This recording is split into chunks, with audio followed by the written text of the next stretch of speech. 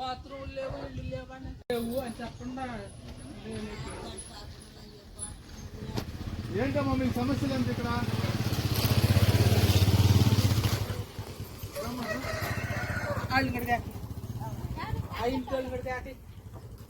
ఏంటి ఇప్పుడు మీకు ఇక్కడ సమస్యలు ఏంటి?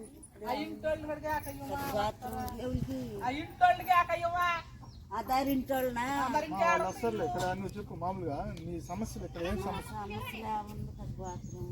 బాత్రూములు లేవు, ఈ పక్క గృహాలు, పూరి గుడిసెలు ఎన్ని సంవత్సరాల నుంచి ఉంటున్నారు? పెద్దల కాలం నుంచి దాదాపు దీర్ఘకాలికంగా సంవత్సరాల తరబడి పూరి గుడిసెలో నివసిస్తున్నారు. పక్కా గృహాలు నోసుకోవట్లేదు. ఆధార్ కార్డులు అన్నీ ఉన్నాయా మీకు? ఉన్నా కానీ మీకు పక్కా గృహాలు ప్రభుత్వం అంటే దీర్ఘకాలికంగా పూరి గుడిసెల్లో నివసిస్తున్నారు. కారణం ఏంటంటే ప్రభుత్వాలు మారుతున్నా కానీ జిల్లా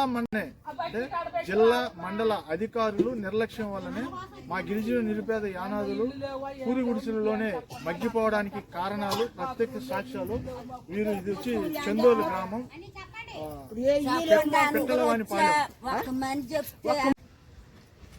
జైపీ.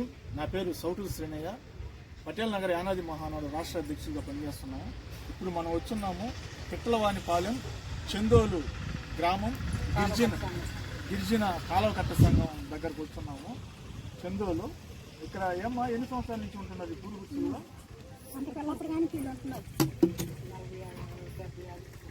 70 సంవత్సరాలు దాదాపు. అంటే మీ పెద్దవాళ్ళు ఉన్నప్పటి నుంచి ఇక్కడ ఈ పూరి గుడిసెల్లో నివాసం ఉంటున్నారు. అప్పటి నుంచి మీకు ప్రభుత్వం పూరి గుడిసెలు మామూలుగా పక్కా ఇల్లు కల్పించడం లేదు ఇక్కడ. అంటే దేని కారణం మామూలుగా? అంటే ఏమన్నా మీరేమనుకుంటున్నారు? అంటే ఇప్పుడు 40 సంవత్సరాలు దాదాపు 50 సంవత్సరాలు మీ పెద్దవాళ్ళు కనిపిస్తున్నారు కదా, ఈ పూరి గుడిసెల్లోనే మగ్గిపోవాల్సినంత నివాసం చేసుకుంటే చిన్న బిడ్డలను పెట్టుకొని ఈ పూరి గుడిసెల్లోనే నివసించాల్సినంత ఇది ఏంటంటే ప్రభుత్వం మనకి ఎన్నో పథకాలు జీవోలు విడుదల చేస్తుంది.